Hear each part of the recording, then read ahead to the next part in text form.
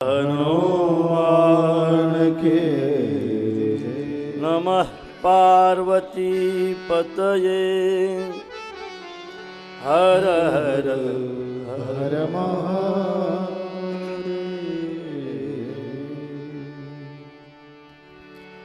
राम कथा ससे किरण समान। राम कथा ससीम किरण समान।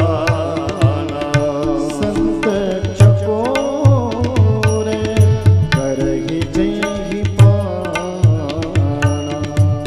संत चकोर करहि जेहि पाना। राम कथा ससी किरण समाना। राम कथा ससीम किरण समान। संत चकोर करहि जेहि पाना। संत चकोर करहि जेहि पाना। करहि जेहि पाना। राम कथा ससी किरण समान। राम कथा ससी किरण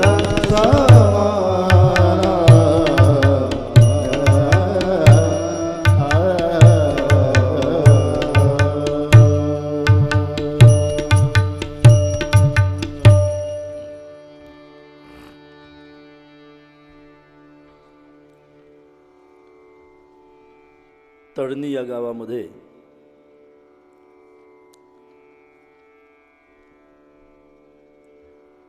हनुमंतरायाच्या या पावन दरबारामध्ये श्रीराम प्रभूच्या या कथा मंदिरामध्ये आज रामकथेच्या निमित्ताने उपस्थित असणाऱ्या सर्व रामभक्तांना माझा प्रणाम।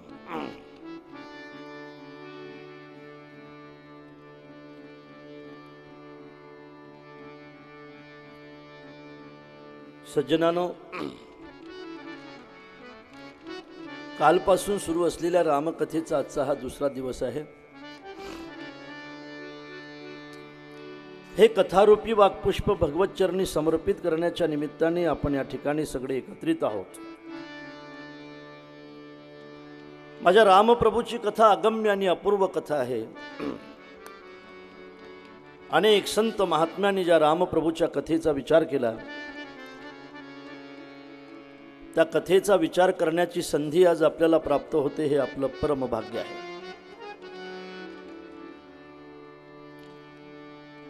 त्रेतायुगातील रामप्रभूच्या कथेचा आजही आपल्या जीवनाशी अत्यंत जवळचा संबंध आहे आणि म्हणूनच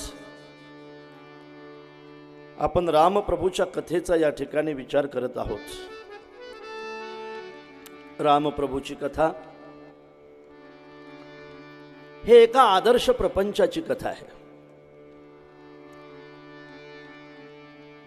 रामप्रभूची कथा ही भावाभावाची कथा आहे, पती पत्नीची कथा आहे, आई वडिलाची कथा आहे। मला असं वाटतं ही कथा जर आई वडिलाची कथा असेल, ही कथा जर पती पत्नीची कथा असेल, ही कथा जर भावाभावाची कथा असेल, तर मला असं वाटतं की ही कथा ही मंदिरातील देवतेची कथा नसून प्रत्येक घराला मंदिर बनवणारी कथा आहे।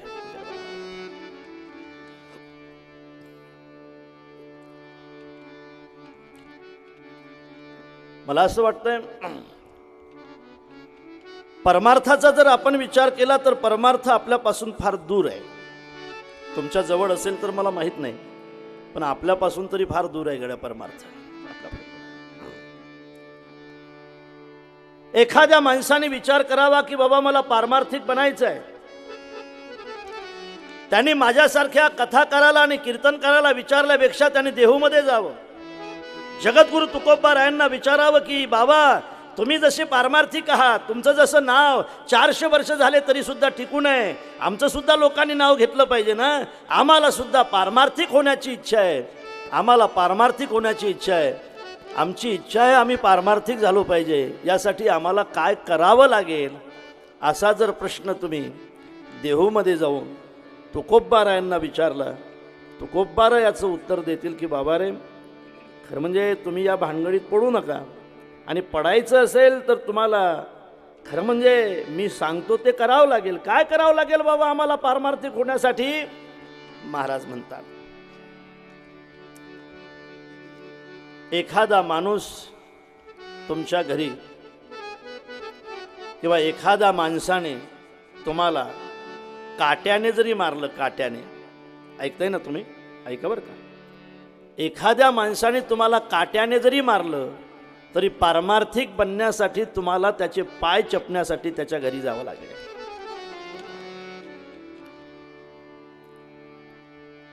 पारमार्थिक बनण्यासाठी काय करावं लागेल असं जर पैठणला जाऊन तुम्ही नाथबाबाला विचारलं ना, नाथबाबा सांगतील की बाबा रे, मनापासून एखादा माणूस जर तुमच्या अंगावर 108 वेळेला थुंकला असेल तर तुम्हाला शाप देऊन नाही, त्याला प्रसाद देऊन त्याला मुक्त करावं लागेल पारमार्थिक बनण्यासाठी.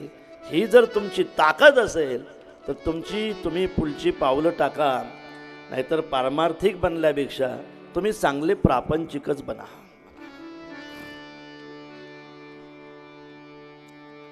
ह्या गोष्टी ऐकायला जरी सोप्या वाटत असल्या तरी खूप कठीण आहे, नाही का. कथेमध्ये बसताना आपली जागा जर दुसऱ्याने घेतली तर भांडणं होतात, नाही का, भांडणं होतात. आणि तुमच्या तर सोबतच असतात भांडणं, नाही का, भांडणं सोबतच असतात. सहन करण्याची ज्याची शक्ती असेल त्यांनी पारमार्थिक बनण्याचा विचार करावा. सहन करण्याची ज्याची शक्ती नाही त्यांनी या भानगडीत पडायचं नाही. महाराज म्हणतात, तुका म्हणे तुम्ही ऐका रे कानी, आमुचे नाचणी नाचू नका. जोवरी तुम्हा मागिलाची आस, तोवरी उदास होऊ नका. आशा ही समूळ खणोनी काढावी, तेव्हाच गोसावी व्हावे तेने. त्याला गोसाई बनायचं असेल त्याने संपूर्ण आशा खणून काढली पाहिजे. वखरून नाही, डवरून नाही, वखरून नाही, डवरून नाही, नांगरून नाही. शेतातली हराड जर बाहेर काढायची असेल तर ती खणून काढली पाहिजे. त्यातली एखादी दशी जरी शिल्लक राहिली तरी ते सगळं शेत आणखी व्यापल्याशिवाय राहत नसते. म्हणून हराडची दशीही शेतामध्ये पूर्ण झाल्याशिवाय राहत नाही, अर्थात त्याचा फैलावा झाल्याशिवाय राहत नाही. तशी आशेची एखादी दशी जरी राहिली तर माणसाचा परमार्थ वाया गेल्याशिवाय राहत नाही.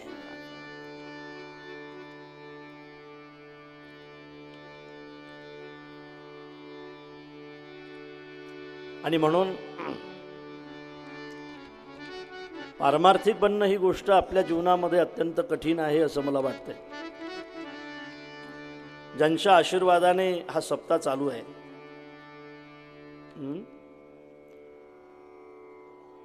उद्धव महाराज, ज्यांच्या कृपा आशीर्वादाने हा सप्ताह चालू आहे, मला असं वाटतं गड्या आपल्याला उद्धव महाराज होणं सुद्धा अत्यंत कठीण आहे, नाही होणार. आणि म्हणून मस्त गंध लावायचं, माळ घालायची, मस्त गप्पा मारायच्या, कीर्तन करायचं, कथा करायची, मस्त मस्त मस्त. साधू होण्याच्या भानगडीत पडायचं नाही गड्या आपण. नाही संतपण मिळत हिंडता कपाटी राणी वाणी, हिंडता कपाटी राणी वाणी, हिंडता कपाटी राणी वाणी. नाही संतपण मिळत हे हाटी, नाही संतपण मिळत हे हाटी. बाजारात जाऊन मिळेल, नाही संतपण मिळत बाजारात जाऊन तुम्हाला आमच्यासारखा समाज मिळेल, लोक मिळतील, काही विकणारे मिळतील, काही घेणारे मिळतील, काही पडवणारे मिळतील, हे सगळे लोक, काही ग्राहक मिळतील, काही जापाक मिळतील, पण नामधारक तुम्हाला बाजारात भेटणार नाही. काही ग्राहक मिळतील, काही ग्राहक मिळतील, काही ग्राहक मिळतील, काही जापक मिळतील, पण नामधारक तुम्हाला बाजारात भेटणार नाही. नामधारक एखादाच उद्धव महाराजांसारखा असू शकतो की ज्याचं जीवन त्याने नामचिंतनासाठी समर्पित केलेलं आहे. नाही संतपण मिळत हे हाती, नाही संतपण मिळत हे हिंडता कपाटी राणीवाणी,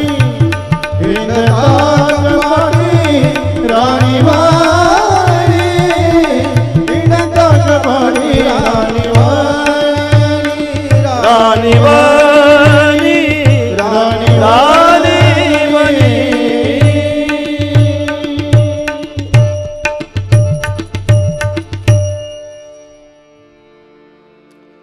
मी तुम्हाला विचारतो, मी तुम्हाला सांगत जा मला आता. तुम्हाला खरं सांगा, खरं बोलायचं. तुम्हाला मनापासून दुसऱ्याच्या निंदा करणं आवडतात का मनापासून नामचिंतन आवडते? खरं सांगा. सांगा ना, पुढे बसेल तर सांगा ना. तुम्हाला मनापासून निंदा करणं आवडते का तुम्हाला मनापासून भजन करणं आवडते? थांबा, बोला ना. आता मी बोलत जाईल. आता किती दिवस, आता 3रं वर्ष आहे ना.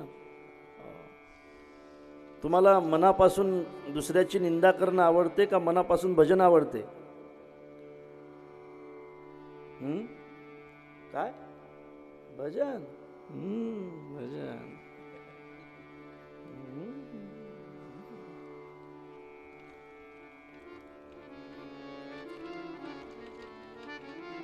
रात्री 9 वाजता निंदा एखाद्याची चालू केली तर दुसऱ्या दिवशी 9 वाजले तरी तुम्हाला कळणार नाही. भजन मात्र आवडणार नाही. का आवडत नाही बरं भजन? असू द्या भाऊ, असू द्या. ओ भाऊ, का आवडत नाही भजन? निंदा का आवडते? कारणही शोधलं पाहिजे ना.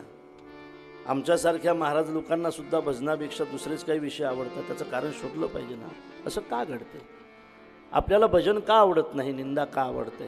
त्याचं कारण असं आहे, आपल्याला निंदा आवडते याचं कारण आपलं काहीतरी पाप आहे म्हणून दुसऱ्याची निंदा आवडत आहे. अरे भजन करण्यासाठी बहुत सुकृताची जोडी, म्हणून विठ्ठली आवडी, म्हणून विठ्ठली आवडी, म्हणून विठ्ठली आवडी. बहुत सुकृताची जोडी, म्हणून विठ्ठली आवडी. भजन करण्यासाठी सुद्धा भरपूर पुण्य करावं लागतं. आणि आपल्याला चांगलं भजन असूनही जर निंदा आवडत असेल, आपण पापी आहोत म्हणून आपल्याला निंदा आवडते. आपण पापी आहोत म्हणून आपल्याला चोरी आवडते. आपण पापी आहोत म्हणून आपल्याला कथेपेक्षाही आणखी काही आवडते. आपण पापी आहोत, आपल्याला एखादं कोणी चांगलं सांगत असला, एखादा कीर्तनकार, तर त्याच्यापेक्षाही विनोदी कीर्तनकाराचं कीर्तन जास्त आवडते. समजून चला, पाप आहे. महाराज म्हणतात विनोदाची कथा गोड वाटते.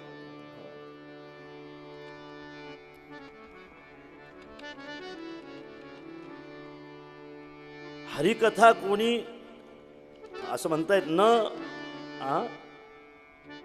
नायिके सांगता विनोदाची कथा गोड वाटे. विनोद जर तुम्हाला गोड वाटत असेल तर समजून चला तुमचं पाप आहे. तुम्हाला जर चांगली कथा अंतकरणापासून गोड वाटत असेल तर समजून चला तुमचं ते पुण्य आहे. माहित आहे तुम्हाला?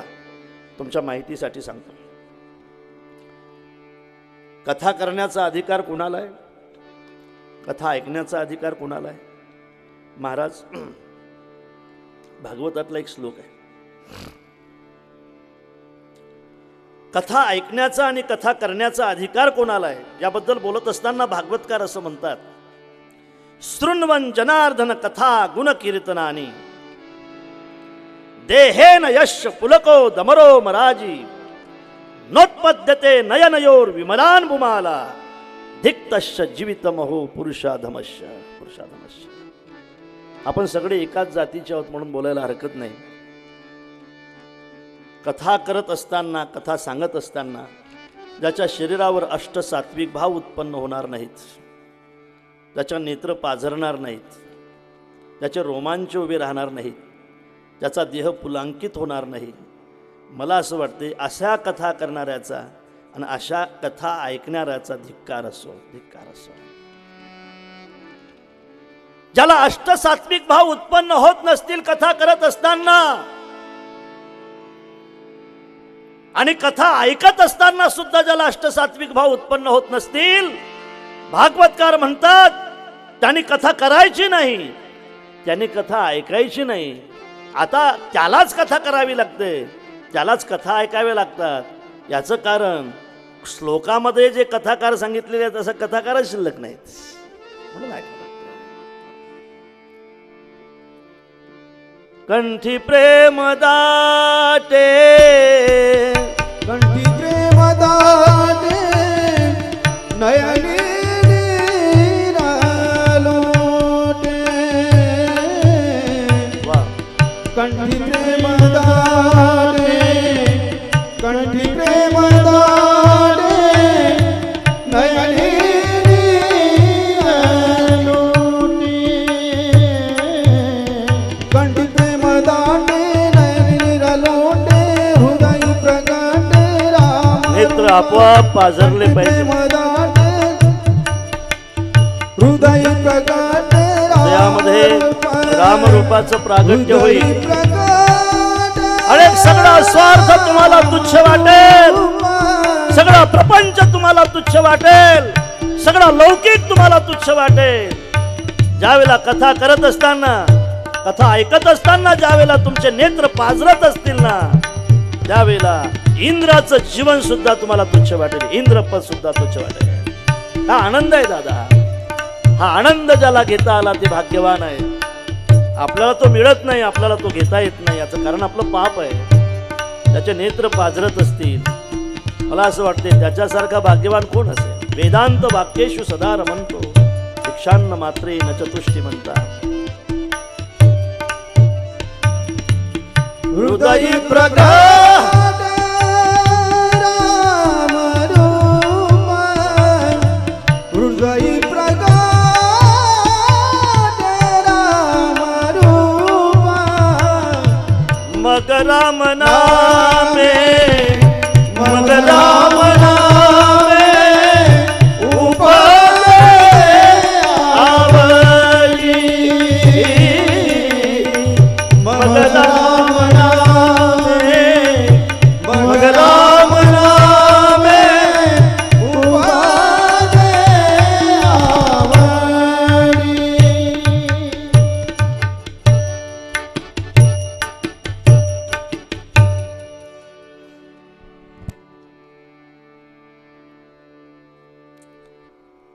आपलं कुत्र मेलं तरी रडणारे आपण आहोत.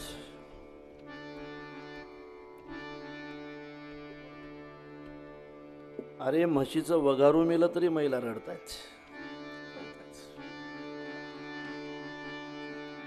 नामचिंतन करत असताना जर तुमचे नेत्र पाझरत असतील ना, तर मला असं वाटतंय जगामध्ये याच्यापेक्षा दुसरं कोणचं भाग्य असेल. म्हणून एकांतामध्ये त्याची आठवण करावी, खरं म्हणजे, आणि माणसाने रडावं, याच्यापेक्षा दुसरं काय भाग्य आहे.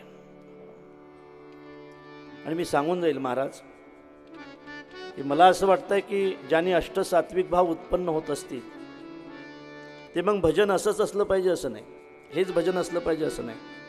तुम्ही कोणचंही भजन केलं तरी चालेल, ते तुमच्या जीवनातलं भजन असेल. मी ओघाने सांगेल पुढे तुम्हाला कोणचं असतं.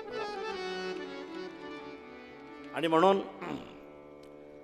माझ्या सांगण्याचा भाव असा आहे,